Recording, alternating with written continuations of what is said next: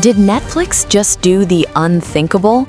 Rumors say they spent $200 million on a blockbuster only to delete it, but what's the real story? In March 2026, Netflix isn't in the movie business anymore. They are in the inventory management business. And right now, your favorite show is worth more as a tax write-off than a thumbnail on your home screen. To understand the slaughter, you have to understand what happened exactly 80 days ago. On January 1st, 2026, Section 181 of the U.S. tax code officially expired. For decades, this was the magic trick of Hollywood. It allowed streamers to deduct 100% of a production's cost the second they started filming, but the clock ran out. Now, Netflix has to amortize those costs over years. If a show isn't an instant, massive hit in its first 28 days, it becomes a liability on the balance sheet. Deleting it allows them to claim a total loss immediately, saving them millions in taxes that they can't get any other way. But wait, it gets deeper. You probably heard the news last month. Netflix was in a bidding war to buy Warner Bros. Discovery for $83 billion. Then they walked away. They let Paramount's Skydance take the deal for $111 billion. Why? Because Netflix CEOs Ted Sarandos and Greg Peters realized something the rest of the industry hasn't. Content is no longer king. Cash flow is king. By walking away, Netflix triggered a $2.8 billion termination fee. They didn't just save $80 billion in debt, they made nearly $3 billion just by saying no.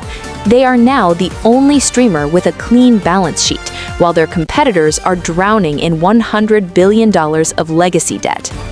This is where it gets scary for the creators. Netflix management just set a 31.5% operating margin target for 2026. To hit that number, they have to kill the art.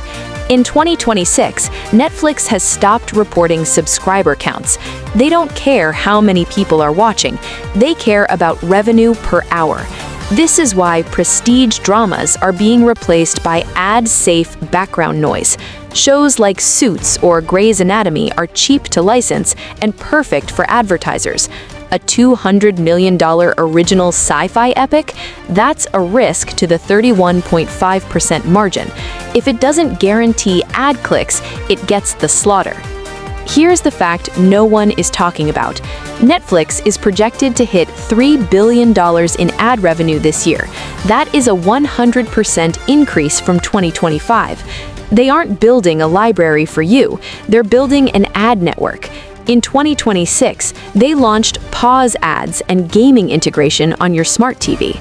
Your Netflix account isn't a video store anymore, it's a billboard that happens to play movies. If a show's audience doesn't match what advertisers want to buy, that show is deleted.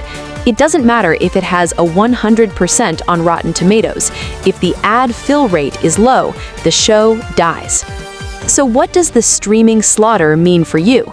It means the era of digital permanence is over. In 2026, buying a movie on a streaming app is a legal fiction. You're just renting access to a server that Netflix can wipe clean to save on a tax bill. The industry is consolidating.